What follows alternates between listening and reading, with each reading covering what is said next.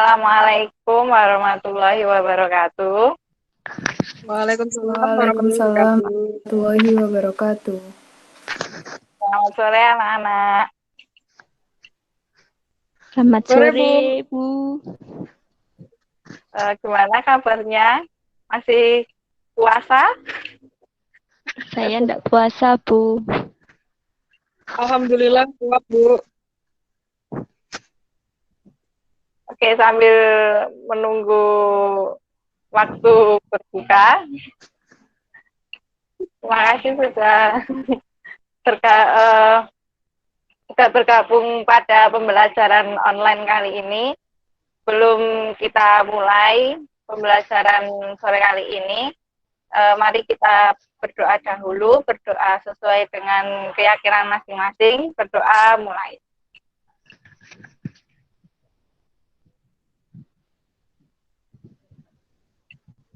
Berdoa cukup. Sebelumnya saya absen terlebih dahulu, sudah hadir semua atau belum? Hadir, Bu. Sudah hadir semua, Bu. Baik, untuk pertemuan kali ini kita akan mempelajari tentang lembaga keuangan. Sebelumnya saya mau menampilkan presentasi PowerPoint-nya terlebih dahulu.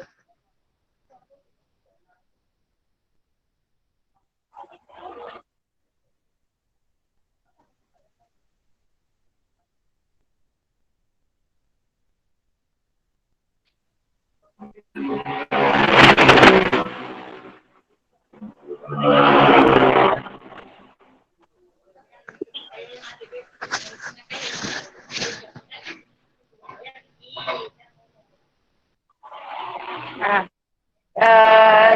ini sebelum saya menjelaskan lebih lanjut, ada yang sudah mempelajari atau sudah tahu apa itu lembaga keuangan? Belum, Bu. Belum, Bu. Belum baca-baca, Bu. Mungkin kita bisa menjelaskan. Sudah baca. Ya, belum baca, Bu. Oh, maaf salah dengar. Baik, saya lanjutkan saja ya untuk penjelasannya. Baik, Bu. Definisi lembaga keuangan sendiri secara umum yaitu merupakan badan usaha atau institusi di bidang jasa keuangan yang bergerak dengan cara menghimpun dana dari masyarakat dan menyalurkannya untuk pendanaan serta dengan mendapatkan keuntungan dalam bentuk bunga atau persentase. Demikian kegiatan usaha lembaga ini dapat berupa penghimpunan dana saja, menyalurkan dana saja, atau dapat keduanya sekaligus. Menurut di sini mengambil juga menurut Otoritas Jasa Keuangan dan juga SKK Menq RI nomor 792 tahun 1990. Menurut Otoritas Jasa Keuangan, lembaga keuangan yaitu lembaga yang menghimpun dana dari masyarakat dan menanamkannya dalam bentuk aset keuangan lain. Misal seperti kredit, surat-surat berharga, giro, dan aktiva produktif lainnya. Yang termasuk lembaga keuangan di sini yaitu ada bank dan lembaga keuangan non-bank. Kemudian menurut SK Menq RI nomor 792 tahun 1990, lembaga keuangan merupakan semua badan usaha yang berada di suatu bidang keuangan yang melakukan suatu penghimpunan dana, menyalurkan dana kepada masyarakat, dan yang paling utama yaitu dalam memberikan biaya investasi pembangunan. Dari sini ada yang, dari pengertian ada yang ditanyakan, kalau sudah jelas.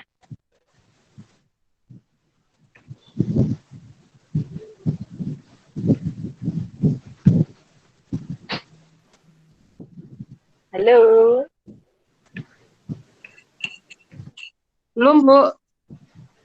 Oke. Mungkin bisa dilanjutkan. Baik, kalau gitu saya lanjutkan. Ya.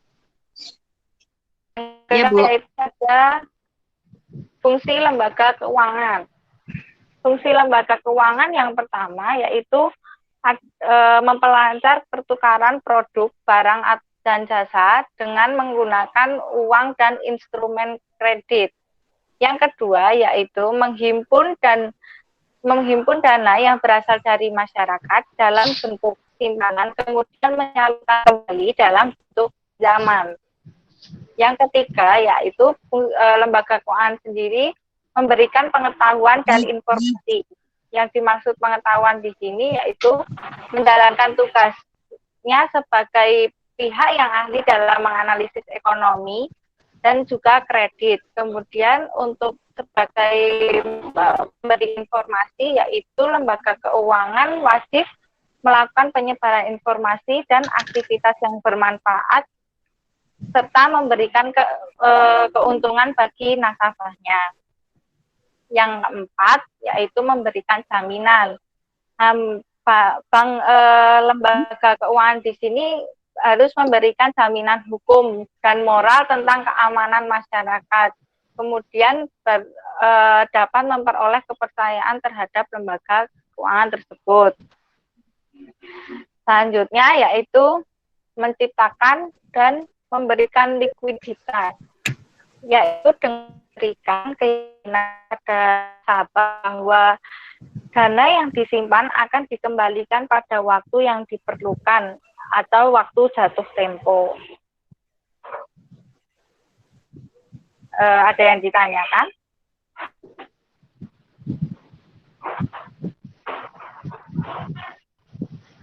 Belum, Bu. Saya lanjutkan. Belum.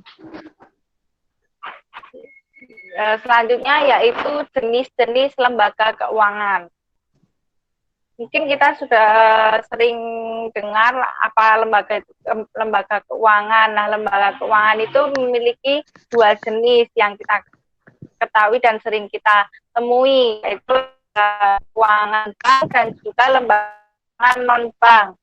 Lembaga keuangan bank yaitu memberikan fasilitas jasa perbankan bagi masyarakat, baik dalam bentuk penyimpanan, pembayaran dan pemberian dana. Nah, bank di sini dibagi menjadi 3 jenis, yaitu ada bank sentral, bank umum dan juga bank perkreditan rakyat. Selanjutnya yaitu lembaga keuangan non-bank atau non-depository financial institution. Nah, lembaga keuangan non-bank itu melakukan proses penghimpunan dananya dengan cara menyalurkan surat-surat berharga. Sebagai contoh seperti reksadana, leasing, perusahaan dana pensiun, perusahaan asuransi, perusahaan efek, pegadaian, dan masih banyak lagi. Selanjutnya yaitu manfaat lembaga keuangan. Sebetulnya manfaat lembaga keuangan ini sangat banyak, tapi saya berfokus pada 4 manfaat lembaga keuangan di sini, yaitu yang pertama sebagai pemberi jaminan suatu risiko yang dapat saja terjadi dan sesuai dengan jasa yang ditawarkan oleh perusahaan. Yang kedua yaitu bermanfaat memberikan suatu kesejahteraan kepada karyawan perusahaan yang utamanya setelah pensiun. Kemudian yang ketiga berguna untuk memberikan suatu pinjaman kepada masyarakat dalam bidang pendanaan suatu aktivitas konsumsinya.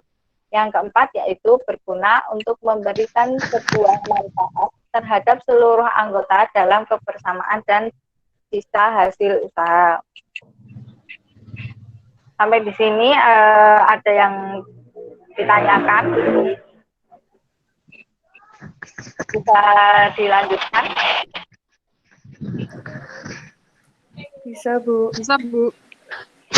Bisa, Oh, Bu. baik.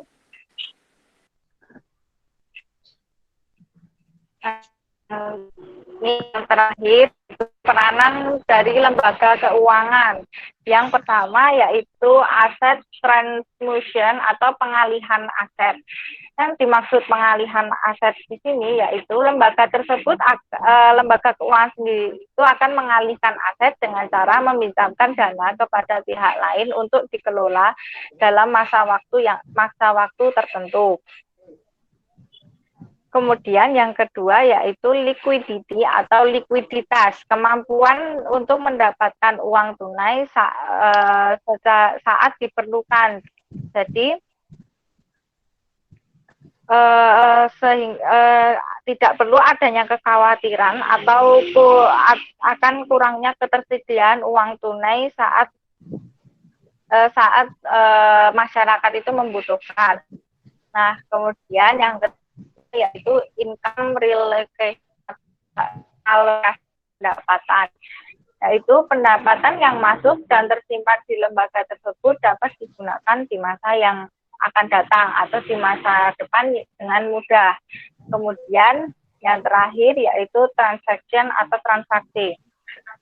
Lembaga keuangan ini tentunya memberikan kemudahan kepada masyarakat untuk menghemat waktu dan juga tenaga dalam melakukan kegiatan yang berhubungan dengan keuangan.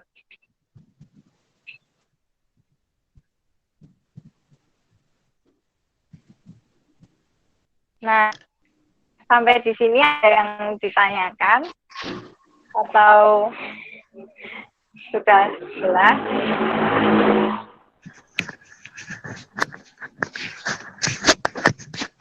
Bu, saya ingin bertanya, Bu. Ya.